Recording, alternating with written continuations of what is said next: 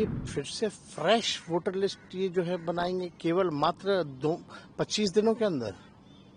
ये इम्पॉसिबल है। 8 करोड़ लोगों का आप डोर टू डोर कैसे जाओगे? ये पूरी तरीके से साजिश है। और जब आखिरी बार ये हुआ था तो लगभग 2 साल लगे थे इस प्रक्रिया को पूरा करने में, तो ये 25 दिन में कैसे प्रक्रिया पूरी कर लेंगे? ये नीतीश जी को डर हुआ, भाजपा को डर हुआ कि ये चुनाव हार रहे हैं तो गरीब, पिछड़ों, दलितों, बहुसंख्यकों का वोट काटो, अल्पसंख्यकों का वोट काटो और जो है साजिश के तहत चुनाव जीतो। बीजेपी जब जब हारती है तब तब ऐसे कॉन्स्टिट्यूशनल इंस्टीट्यूशंस को आगे किया जाता है और उस इंस्टीट्यूशन में आरएसएस के लोगों को बैठा करके ये पूरी तरीके से हमारे संविधान और लोकतंत्र के खिलाफ है। देखिए, अचानक से ये कदम उठाया गया है। पहले ये इलेक्शन कमीशन के शेड्यूल में नहीं था और इतना बड़ा कदम उठाया गया है, हमको याद भी नहीं है कि आखिरी बार इतना बड़ा कदम कब उठाया गया। और ये फिर से फ्रेश वोटर लिस्ट ये जो है बनाएंगे केवल मात्र 25 दिनों के अंदर। ये इम्पॉसिबल है। 8 करोड़ लोगों का आप डोर टू डोर कैसे जाओगे? आप डॉक्यूमेंट्स ऐसे मांगे जा रहे हैं जो गरीबों के पास है ही नहीं। और सबसे पहली बात, ये बाढ़ से हमारा बिहार 73% क्षेत्र जो है वो डूबा रहता है, ग्रसित रहता है, त्रस्त रहता है।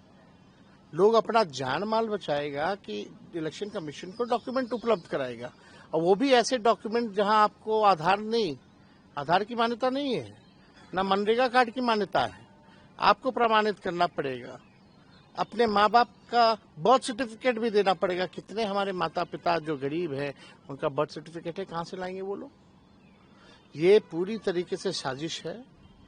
और जब आखिरी बार ये हुआ था तो लगभग 2 साल लगे थे इस प्रक्रिया को पूरा करने में, तो ये 25 दिन में कैसे प्रक्रिया पूरी कर लेंगे? ये साजिश की बू है। ये नीतीश जी को डर हुआ, भाजपा को डर हुआ कि ये चुनाव हार रहे हैं तो गरीब, पिछड़ों, दलितों, बहुसंख्यकों का वोट काटो, अल्पसंख्यकों का वोट काटो और जो है साजिश के तहत चुनाव जीतो।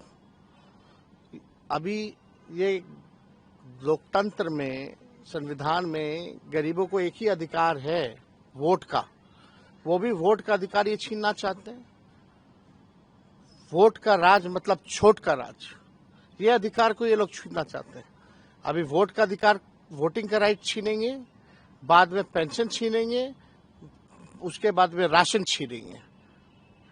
ये लोगों का एजेंडा साफ दिखाता है कि बड़ी साजिश है, बू आ रही है। और ये नीतीश कुमार जी और मोदी जी मिलकर के गरीबों का काट रहे हैं वोटर लिस्ट से नाम। ये अन्याय है, इस अन्याय को हम लोग सहने वाले नहीं है। महाराष्ट्र में भी देखा गया था, आप विपक्ष ने उठाया था सवाल कि ये जो इलेक्शन कमीशन है वो जो वोटर लिस्ट पर था उसमें खेला हुआ था। बहुत गरीब ऐसे हैं जिनका आधार कार्ड भी नहीं बना हुआ है, लेकिन आधार कार्ड भी इसमें मान्यता में नहीं है। अभी कुछ दिन पहले ही इलेक्शन कमीशन आधार कार्ड को लिंक कर रही थी ताकि डुप्लीकेसी ना हो लिस्ट में, तो इसमें आप क्यों आधार कार्ड को नहीं इंक्लूड किए? पहला सवाल। ये अन्याय हो रहा है। तो आपको शक है कि कहीं ना कहीं ये सब जो हो रहा है कहीं न कहीं चुनाव को हैम्पर? बीजेपी जब जब हारती है तब तब ऐसे कॉन्स्टिट्यूशनल इंस्टीट्यूशंस को आगे किया जाता है और उस इंस्टीट्यूशन में आरएसएस के लोगों को बैठा करके ये पूरी तरीके से हमारे संविधान और लोकतंत्र के खिलाफ है। एक और सवाल, आज जिस तरीके से आरएसएस के एक बड़े नेता ने कहा कि कुछ शब्द हैं दो उसको ये लोग संविधान विरोधी लोग, आरएसएस वाले लोग जो अंग्रेज के चमचे, जिनका कोई योगदान नहीं इस देश की आजादी में, एक बार छू के तो दिखाए लोग संविधान, ये हटा करके तो दिखाए। आप प्रिएम्बल्स में से सोशलिस्ट शब्द हटा दीजिएगा, आप सेक्युलर शब्द हटा दीजिएगा। यही इनका असली एजेंडा है। दे भाजपा के लोग जवाब इस पे। वो संविधान में छेड़छाड़ नहीं करने की बात कर रहे हो। ये लोग सब आरक्षण खत्म कर दिया, सब कुछ जो है निजीकरण कर दिया गया, स्वतः आरक्षण खत्म कर दिया। ये लोग आरक्षण विरोधी लोग हैं, ये लोग संविधान और लोकतंत्र विरोधी लोग हैं।